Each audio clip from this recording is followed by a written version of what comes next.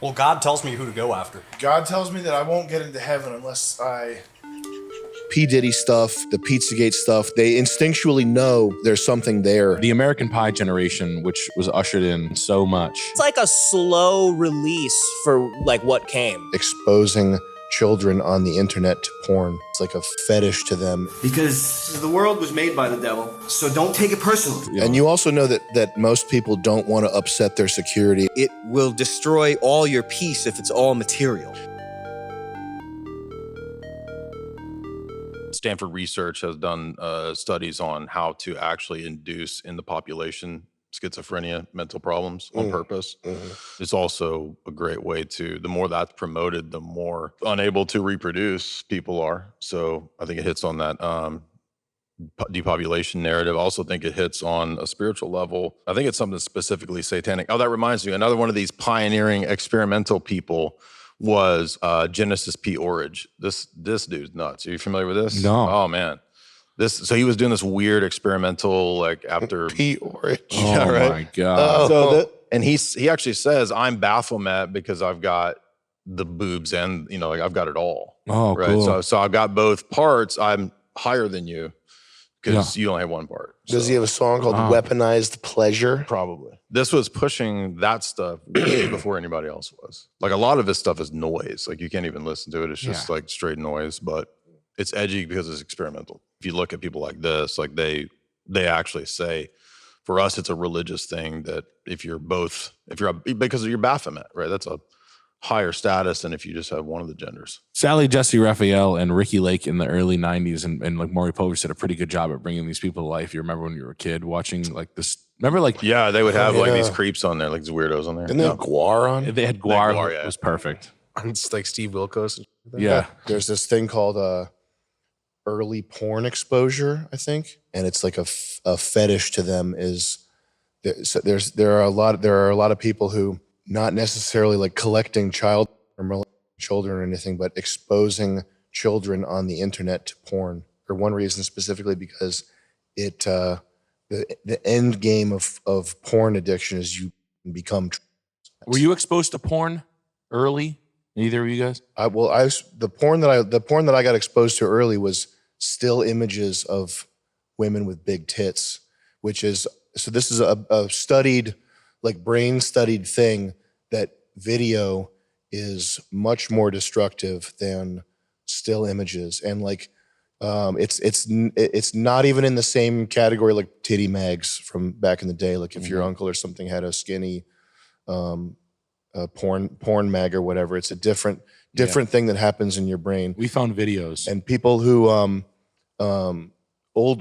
older generation people who, like when they study porn addiction and it's ties to erectile dysfunction and stuff, people who are addicted to magazine type still image porn, they recover like instantly. Like they have no problem recovering from that. Whereas the video stuff is like destructive. The exposure to porn was like super dangerous. I mean, I remember being like leagues ahead of my filth in like when I was a kid. Well, Charles has a really funny thing in his stand-up where he says, anybody in this audience anybody see porn before they were 18?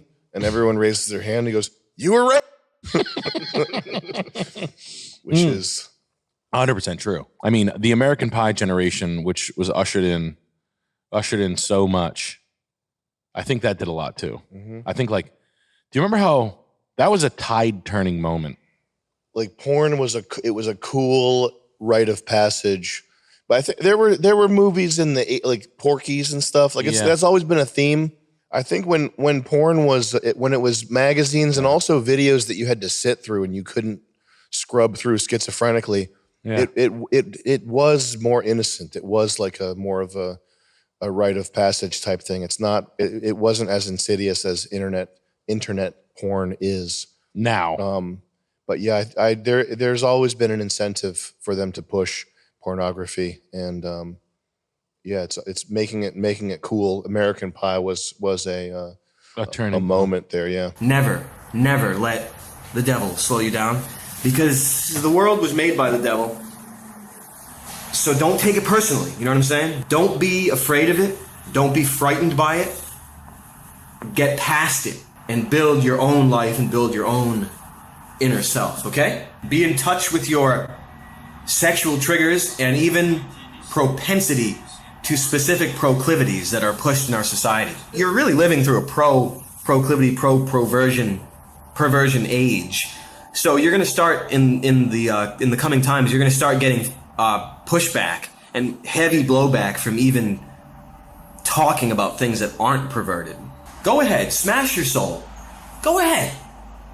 Perform all those calculated perversions. Go ahead. Smash your soul. And, That's why Pizzagate was so upset. Anything that captures the minds of the people that are supposed to conform, that's the most dangerous stuff. That's much more dangerous than any highfalutin 130 IQ argument you can make in an essay. The stuff that captures the grunts, the peasants, that's the most dangerous stuff. There's always atrocity behind it. A lie that big is atrocity. That stuff being hushed up is atrocity. And there's truth to it too. There's always truth. The low people are protected. The stuff that goes wild, like the superstition, like crystal stuff, yeah, they go overboard with it. But the people that are down at the bottom, they're protected somehow spiritually by their superstition, just in the human soul that protects those people. And that's why they glom onto the stuff that is like salacious but also true, like the P. Diddy stuff, the Pizzagate stuff, the flat earth stuff. They instinctually know that there's something there that is true.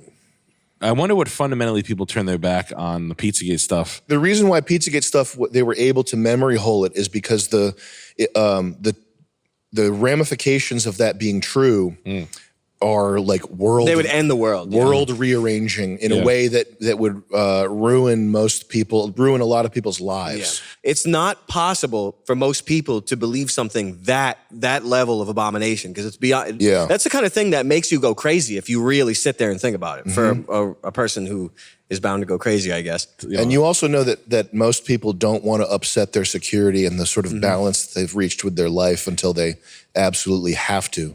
If you admit to some atrocity like that, it will destroy all your peace if it's all material. I think that's why there's the people freaking out about Trump winning. They know that what's really being threatened is the sort of comfort and homeostasis they've attained in the current system. Yeah. So, I got my I got my marketing job. Yeah. I got my Chinese products. I got my Masters of Homeostasis. I got my Xbox. I'm cool. And there's evil people out there. Honestly, that's the way I feel. I think we're in a battle for the soul of humanity. Maybe in the kingdom of heaven, there's salvation for them. Not here. Definitely not here. There's just listen. There's kind of a baseline level of iniquity and playing along with the system that one has to do.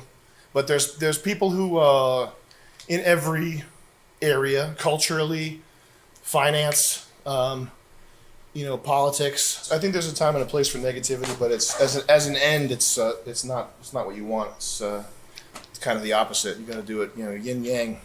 Flip it around. Try not to focus on that. I think that's a bad. You don't want to be over. It is good to be kind of overbalanced on the positivity side. You don't want to mess around with negativity unless you know what you're doing. But it's always a tool, never an end. There's a movie called The Woodsman, and he's a pedophile fresh out of prison, just trying to come back to his town. And he's like f***ing women. He's incredibly. He's so cool. He's really cool. It's just about like a really cool pedophile that's like getting his life back together. Come on, man. He's so cool. He has like so much sex appeal in the movie. He's contemplating like, should I join the game and f- the kids? Like, I don't really know what that covered. What the is this? I have no idea, man. Oh my! From the producer of Monsters Ball. That poster, I like how it's like a feel good, like warm, sort of Black movie. glowy poster. That's the funny He thing did about like 20 years for like being a kid. Dude, No. Most Def, Eve, and David Allen Greer are the accompanying cast. Which should Is that true? Yeah, it's right there. Look Yeah. at it. wow. Remember the opening of the movie? He like bangs his a coworker that's into him, and then he just like is longingly like he like walks by like schools like kind of longingly. A long time ago, I was Wow. I still can't believe it's real. Yeah. Living across the street from a grade school. Jeez. Something wrong with that? I'm not a monster. Holy. This is a real movie about a fucking pet. Amazing because he has Yeah. like a jean jacket, like a toothpick. And he's Yeah. like leaning against the wall. He's like, doesn't everybody have a dark secret? He's like Wolverine or something. Pedo Wolverine. Yeah. Like, Logan. yeah. I like the script, man. Kind of like Kevin Bacon's kind of like a charming guy. Like, I'll tell you, I like the script, man. You know what I thought of when I saw it though? Because I think that what did that come out like 2008? Four. Probably It was 2004, it So said. that's like a slow release for like what came. Yeah. Like Hollywood being like out in the open, Soft everyone knows about it. It's like launching. kind of a soft launch. We're like, this, you know, Let's try it with people Kevin Bacon. like they need to be integrated back into society. It's a stirringly powerful performance. Tour de force. I love the black girl being like, baby, he damaged goods. Yeah. He's like, Yeah, yeah, like- the cigarette. Making it cool. Occult practices done by celebrities and people in power.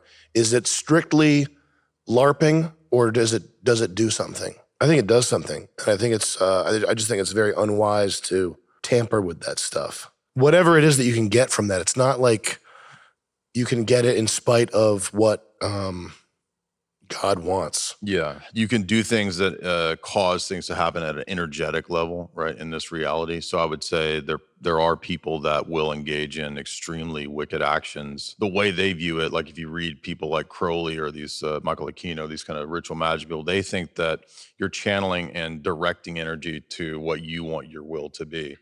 Whereas, so it's like a technology, but in the Christian sense, it would be more so you're aligning your will with God. So you're not like trying to make reality the way you want it to be. So, but they think that you have to kind of engage in both good actions and evil actions to have the full range of experience. So you got to master evil as much as good.